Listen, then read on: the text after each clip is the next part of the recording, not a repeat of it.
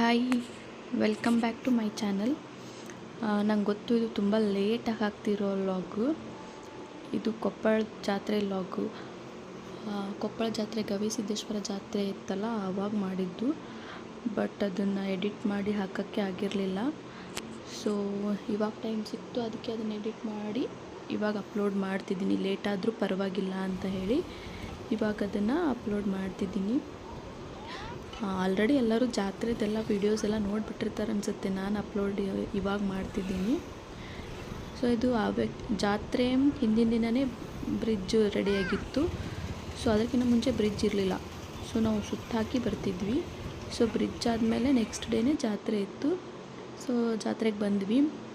ಇಲ್ಲಿ ಜಾತ್ರೆಯಲ್ಲಿ ಒಂದು ಭಾಗದಲ್ಲಿ ಏನು ಮಾಡಿದರು ಅಂದರೆ ಹೂವು ಮತ್ತು ಹಣ್ಣಿನ ತೋಟಗಾರಿಕೆಯನ್ನು ಮಾಡಿದರು. ಅಂದರೆ ಹೊಲದಲ್ಲಿ ತೋಟದಲ್ಲಿ ಏನು ಬೆಳಿತೀವಲ್ಲ ಅದನ್ನು ರೆಡಿ ಮಾಡಿದ್ದು. ರೇಷ್ಮೆ ಹುಳುವಿಂದ ಹಿಡಿದು ಎಲ್ಲ ಥರದ್ದು ಹೂವು ಮತ್ತು ಹಣ್ಣು, ಅದರಿಂದ ಏನೇನು ಕಲಾಕೃತಿ ಮಾಡ್ಬೋದು ಅದೆಲ್ಲ ಮಾಡಿದರು. ಇವಾಗ ನೋಡಿದ್ರಲ್ಲ, ಅಲ್ಲಿ ಹೂವಿನಿಂದ ಏರೋಪ್ಲೇನ್ ಮಾಡಿದರು. ಸೊ ಇಲ್ಲಿ ಡಿಫ್ರೆಂಟ್ ವೆರೈಟೀಸ್ ಆಫ್ ಎಲ್ಲ ಫ್ಲವರ್ಸ್ದು ಗಿಡಗಳನ್ನು ಇಟ್ಟಿದ್ರು. ಸೊ ಇವಾಗ ಇಲ್ಲಿ ನೋಡ್ತಿದ್ದೀರಲ್ಲ, ಇದು ಕಲ್ಲಂಗಡಿ ಹಣ್ಣಿನಲ್ಲಿ ಕೆತ್ತನೆ ಮಾಡಿದ್ದು. ಸೊ ವೆರೈಟೀಸ್ ಆಫ್ ಏನಂತಾರೆ ಕಲಾಕೃತಿಗಳನ್ನೆಲ್ಲ ಮಾಡಿಟ್ಟಿದ್ರು. ಇದು ರಂಗೋಲಿ ಥರ ಏನು ಕಾಣ್ತಿದೆಯಲ್ಲ ಈ ಚಿತ್ರ, ಇದು ಎಲ್ಲ ಸಿರಿಧಾನ್ಯಗಳದ್ದು, ಅಂದರೆ ಬೇರೆ ಬೇರೆ ಎಲ್ಲ ಕಾಳುಗಳಿಂದ ಡೆಕೋರೇಷನ್ ಮಾಡಿದ್ದದು. ಸೊ ಇವೆಲ್ಲ ಹಳೆ ಕಾಲದಲ್ಲಿ ಹೊಲದಲ್ಲಿ ಉಪಯೋಗವಾಗುವಂತಹ ಎಲ್ಲ ಸಾಮಾನುಗಳು ಇವೆಲ್ಲ.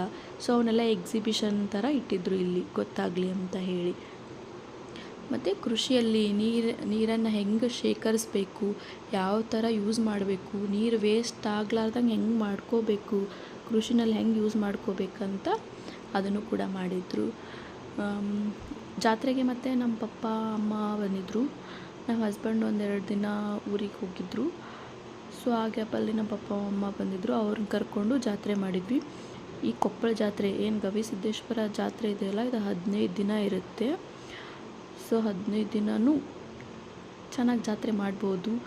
ತುಂಬ ಅಂಗಡಿಗಳದಾವು, ಬೇರೆ ಬೇರೆ ಥರದ್ದು ಅಂಗಡಿಗಳು ಬೇರೆ ಬೇರೆ ಲೈನಲ್ಲಿ ಹಾಕಿದರು. ಅಂದರೆ ಒಂದು ಕಡೆ ಕರ್ಟನ್ಸು, ಬೆಡ್ಶೀಟ್ಸು, ಪಿಲ್ಲೋ ಕವರ್ ಈ ಥರ ಒಂದು ಲೈನ್ ಇದ್ದರೆ, ಒಂದು ಸೈಡ್ ಪೂರ್ತಿ ಬ್ಯಾಂಗಲ್ಸು, ಒಂದು ಸೈಡ್ ಡೆಕೋರೇಟಿವ್ ಐಟಮ್ಸು. ಸೊ ಆ ಥರ ಎಲ್ಲ ಅರೇಂಜ್ ಮಾಡಿದರು. ಫುಲ್ ಗ್ರೌಂಡ್ ದೊಡ್ಡದಲ್ಲ, ಸೊ ಜಾಸ್ತಿ ಎಲ್ಲ ಅಂಗಡಿಗಳಿತ್ತು. ಸೊ ಅದೊಂದು ಮೆಮರಿ ನನಗೆ, ಪಪ್ಪ ಮಮ್ಮಿ ಜೊತೆ ಜಾತ್ರೆ ಮಾಡಿದ್ದು. ಅದಾದಮೇಲೆ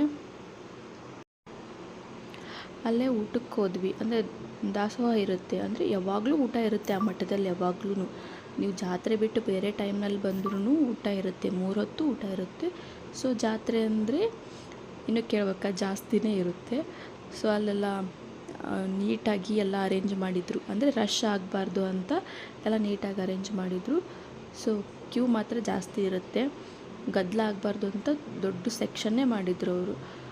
ಸೊ ಅಲ್ಲಿ ಊಟ ಮಾಡಿದ್ವಿ. ದಿನ ಒಂದೊಂದು ಥರ ಇರುತ್ತೆ. ಒಂದಿನ ರೊಟ್ಟಿ ಪಲ್ಯ ಅನ್ನ ಸಾಂಬಾರು ಇದ್ದರೆ, ಒಂದಿನ ಸ್ವೀಟ್ ಇರುತ್ತೆ. ಸ್ವೀಟ್ ದಿನಾನು ಒಂದೇನಾದರೂ ಇರುತ್ತೆ ಅಡಿಷ್ನಲ್ಲು. ಭಕ್ತರು ಕೊಟ್ಟಿರ್ತಾರೆ ಸ್ವೀಟ್ ತಂದು. ಸೊ ಒಂದಿನ ಹುಗ್ಗಿ ಇರುತ್ತೆ, ಪಾಯಸ, ಆ ಥರ ಇರುತ್ತೆ ಎಲ್ಲನೂ.